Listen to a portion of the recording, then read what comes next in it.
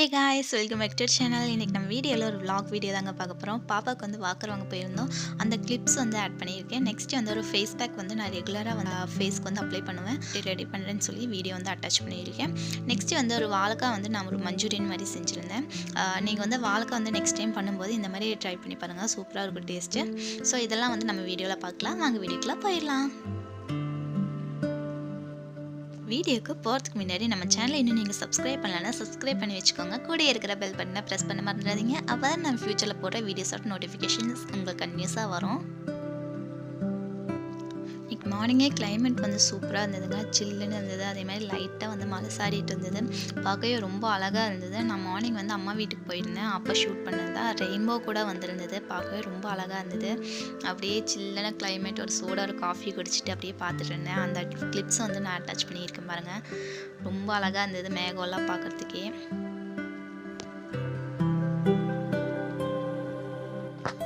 பாப்பாக்கு வாக்கர் வாங்கிடலான்னு சொல்லிட்டு நாங்கள் வந்து வெரைட்டி ஹெல்ல ஒரு ஷாப்புக்கு வந்து போயிருந்தோம். அங்கே வந்து நிறைய கலெக்ஷன்ஸ் வச்சுருந்தாங்க. வாக்கர்லேயே வந்து டிஃப்ரெண்ட் டிசைன்ஸ்லாம் இருந்தது.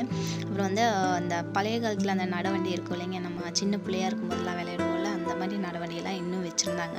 அதெல்லாம் பார்த்தப்ப அப்படியே பழைய ஞாபகம்லாம் வந்துடுச்சு.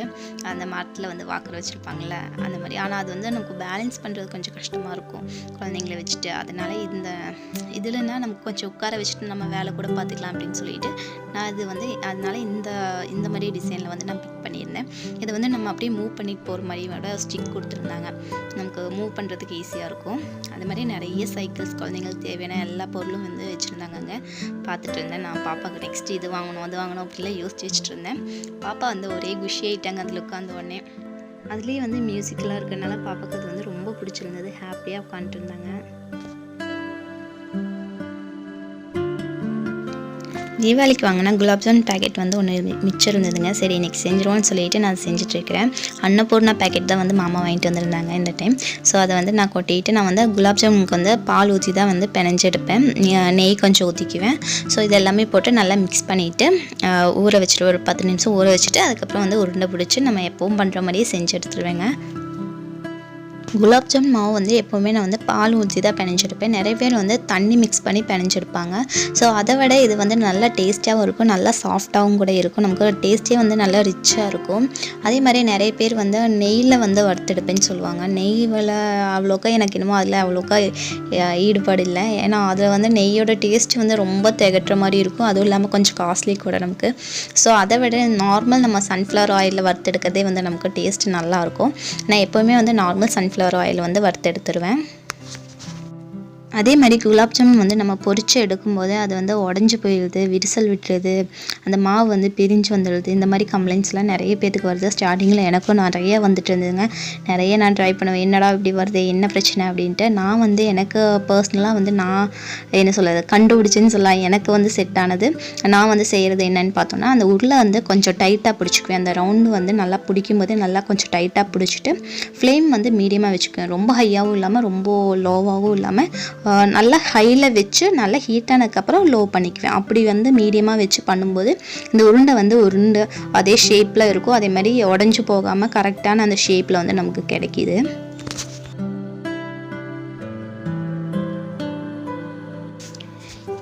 இப்படி ஒவ்வொரு பேட்சாக வந்து நான் பொரிச்சு எடுத்துட்டேன். நெக்ஸ்ட்டு வந்து பாவு காய்ச்சத்துக்காக நான் வந்து 1 கப் அளவுக்கு சர்க்கரை வந்து எடுத்திருக்கேன். பாவு காய்ச்சிட்ருக்கிறேன்.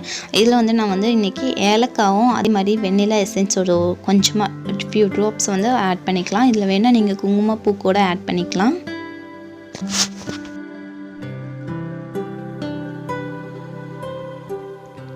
சுகர் சிரப் வந்து நல்லா ரெடி ஆயிடுச்சு. இப்போ நம்ம ரெடி பண்ணி வச்சுருக்கிற குலாப் ஜாமுன் உருண்டையெல்லாம் வந்து இதில் போட்டெல்லாம் நல்லா ஆறுனதுக்கப்புறம் போடுங்க.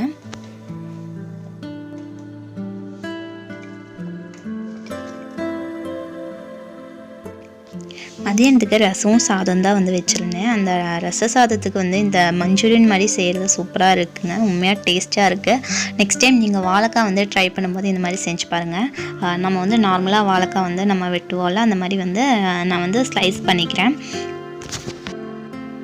கொஞ்சமாக கார்ன்ஃப்ளவர் மாவு எடுத்துக்கோங்க, அப்புறம் கரம் மசாலா பொடி, அப்புறம் சில்லி பவுடர், கொஞ்சமாக வந்து இஞ்சி பூண்டு பேஸ்ட்டு, அப்புறம் கொஞ்சமாக உப்பு வந்து ஆட் பண்ணிவிட்டு நல்லா மிக்ஸ் பண்ணிக்கோங்க. இந்த மிக்ஸ்டரை கூட வந்து நம்ம அந்த கட் பண்ணி வச்சுருக்கிற வாழைக்காய் வந்து அப்படியே வந்து ஸ்லைட்ஸ் எல்லாம் வந்து ஆட் பண்ணிவிட்டு நல்லா பெரட்டி எடுத்துக்கணும். எல்லா பக்கமும் வந்து அந்த மசாலா வந்து படுற மாதிரி நம்ம பெரட்டி எடுத்து வச்சுக்கலாம். இப்போ இது எல்லாமே வந்து ரோஸ்ட் பண்ணி எடுக்க போகிறோம். ஒரு பேன் இல்லைனா தோசைக்கல் ஏதோ ஒன்று வச்சுக்கிட்டு அதில் கொஞ்சமாக ஆயில் விட்டுட்டு இது எல்லாமே வந்து ஸ்லைஸ் எல்லாம் வந்து தனித்தனியாக வந்து நம்ம வச்சு நல்லா வந்து ஃப்ரை பண்ணி எடுக்க போகிறோம்.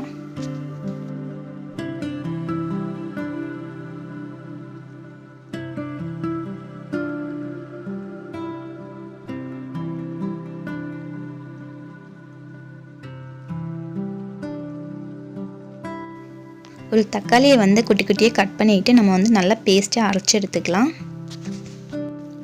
ஒரு பேன் வச்சுக்கலாம். ஒரு 2 டீஸ்பூன் அளவுக்கு வந்து ஆயில் விட்டுட்டு நம்ம கொஞ்சமாக வந்து சோம்பு வந்து போட்டு பொரிச்சு எடுத்துடலாம். பொரிஞ்ச உடனே நம்ம வந்து கருவேப்பிலை வந்து போட்டுக்கலாம்.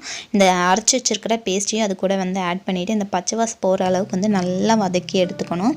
நல்லா வதங்கினதுக்கப்புறம் கொஞ்சமாக வந்து உப்பு நம்ம ஆட் பண்ணிக்கலாம்.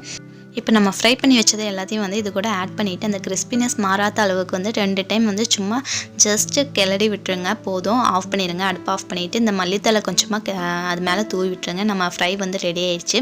சாப்பிட்றதுக்கு ரொம்ப டேஸ்ட்டாக இருக்கும். நம்ம சாதத்துக்கு கூட எல்லாம் சாப்பிட்றதுக்கு சூப்பராக இருக்கும். நார்மலாக நம்ம வந்து வாழைக்காய் பொரியல் அந்த மாதிரி செஞ்சு சாப்பிட்றதுக்கு இந்த மாதிரி செஞ்சு சாப்பிடுங்க, டேஸ்டியாக இருக்கும். குழந்தைங்களுக்கு ரொம்ப பிடிக்கும்.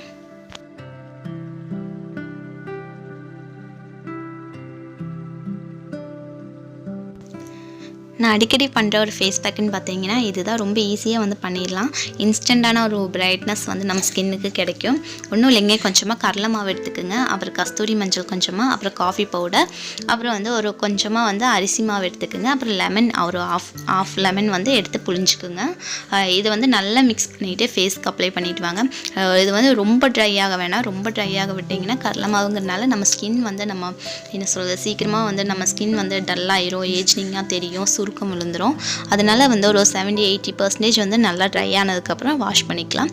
அதே லைட்டாக ஸ்க்ரப் மாதிரி நம்ம வந்து மசாஜ் பண்ணிட்டு பண்ணும்போது நம்ம ஸ்கின்னில் இருக்கிற டெட் ஸ்கின்ஸ்லாம் வந்துமே நல்லா ரிமூவ் ஆகி கிடைக்கும். நல்லா சாஃப்டாக இருக்கும் நம்ம ஸ்கின்.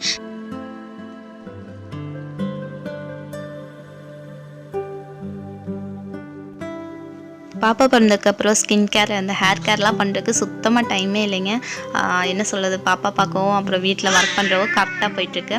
நான் அந்த மாதிரி டைம்லலாம் என்ன பண்ணுவேன்னா இந்த மாதிரி பேக் வந்து ஃபேஸில் அப்ளை பண்ணிவிட்டு நம்ம குக் பண்ணலாம், இல்லைனா பாத்திரங்களெலாம் இந்த மாதிரி ஒர்க் பண்ணும்போது இடையில இந்த மாதிரி ஃபேஸ் பேக்லாம் வந்து அப்ளை பண்ணிக்குவேன்.